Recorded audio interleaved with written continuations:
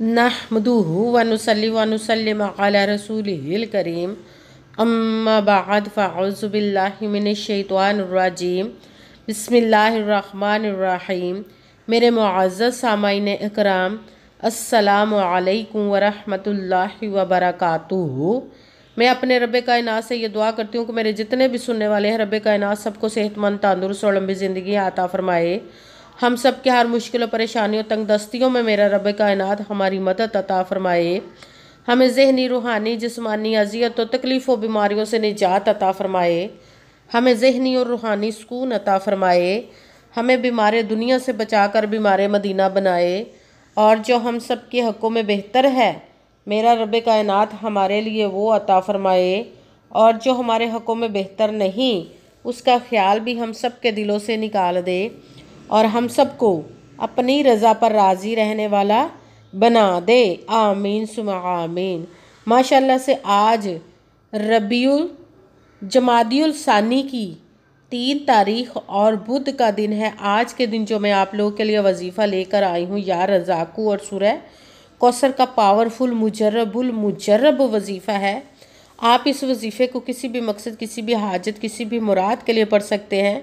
जो सालों से आपकी हाजात रुकी हुई हैं, पूरी नहीं हो रही, आप इस वजीफ़े को पढ़िए और रब कायनात इंशाअल्लाहुल अज़ीज़ अपने हुक्म से आपकी हर नेक और जायज़ हाजात को कबूल व मंजूर अता फरमाएगा। ये बहुत ही ख़ास, पावरफुल, मुजर्रब मोजज़ाती वजीफ़ा है।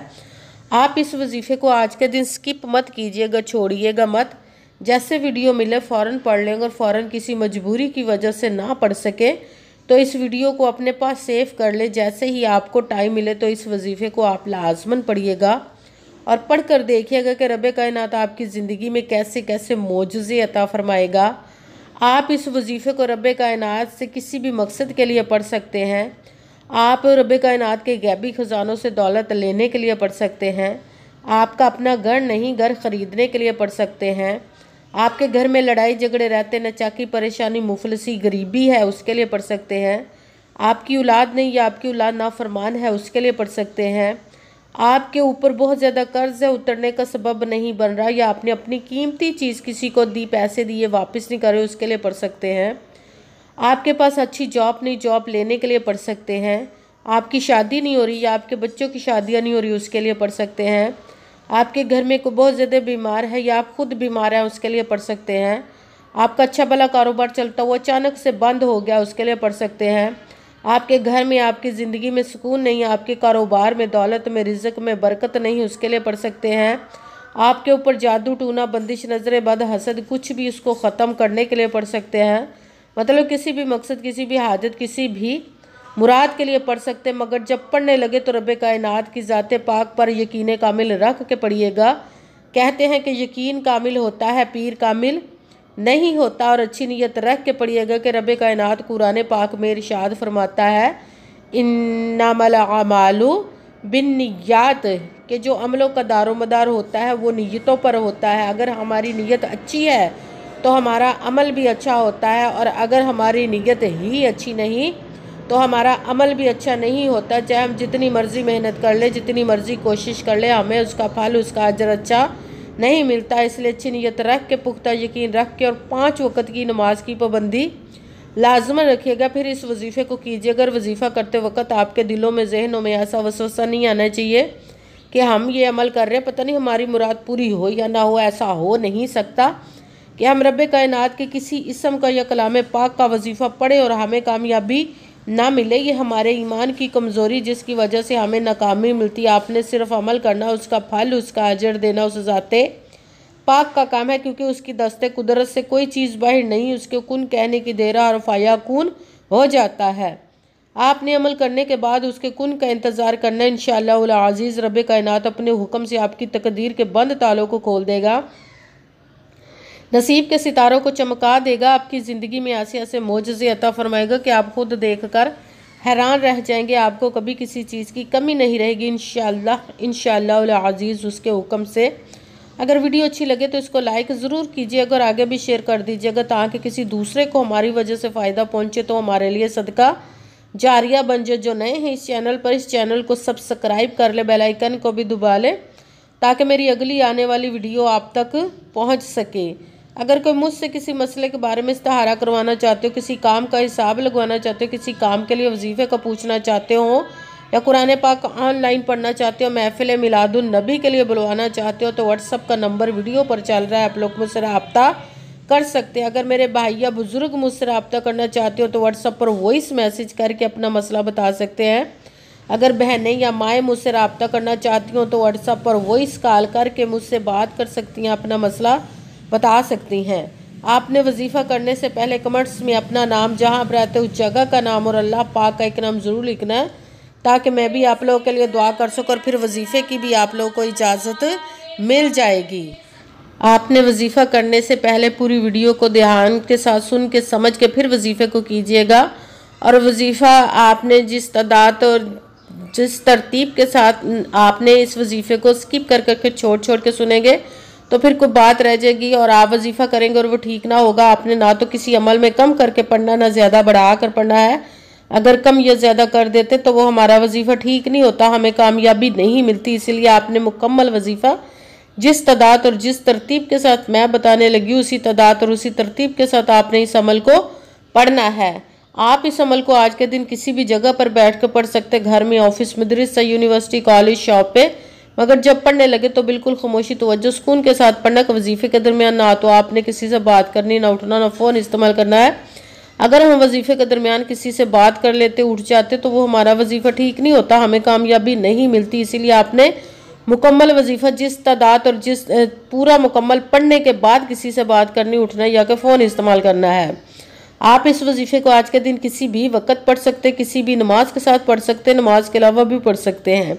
अगर नमाज के साथ पढ़ रहे हैं तो नमाज मुकम्मल पढ़ने के बाद, दुआ मांगने के बाद आपने इस अमल को पढ़ना है। अगर नमाज के अलावा पढ़ रहे तो बावजू होकर ऐसी जगह पर बैठ कर पढ़ना जहाँ बिल्कुल खामोशी, तवज्जो, सुकून के साथ आप इस अमल को पढ़ सकें।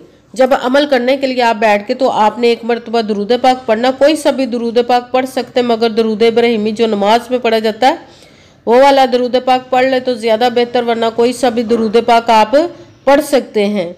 दुरूद पाक पढ़ने के बाद आपने एक मरतबा आऊज़ु बिल्लाहि मिनश शैतानिर रजीम बिस्मिल्लाहिर्रहमानिर रहीम पढ़कर अपने मकसद की नीयत कर लेनी, जिस मकसद, जिस हाजत के लिए आप इस अमल को पढ़ने लगे हैं। फिर सबसे पहले नंबर पर जो आपने वजीफ़ा पढ़ना है वो रब्बे कायनात के एक इसम मुबारक का रिज़्क़ लेने के लिए पावरफुल वजीफ़ा पढ़ना है। या रज़ाक़ू, या रज़ाक़ू, या रज़ाक़ू, या रज़ाक़ू, या रज़ाक़ू, या रज़ाक़ू। इसको आपने 11 मरतबा 11 टाइम पढ़ना। फिर साथ दूसरे नंबर पर जो वजीफ़ा पढ़ना कुरान पाक की सबसे छोटी, लाडली, ज़िद्दी सूरज, जिसको दौलत का पावरफुल मुजरब वजीफ़ा माना जाता है, सूरह कौसर का अमल पढ़ना। बिस्मिल्लाहिर्रहमानिर्रहीम इन्ना आअतैना कल कौसरा फसल्लि लिरब्बिका वनहर इन्ना शानी आका हुवल अबतर। बिस्मिल्लाहिर्रहमानिर्रहीम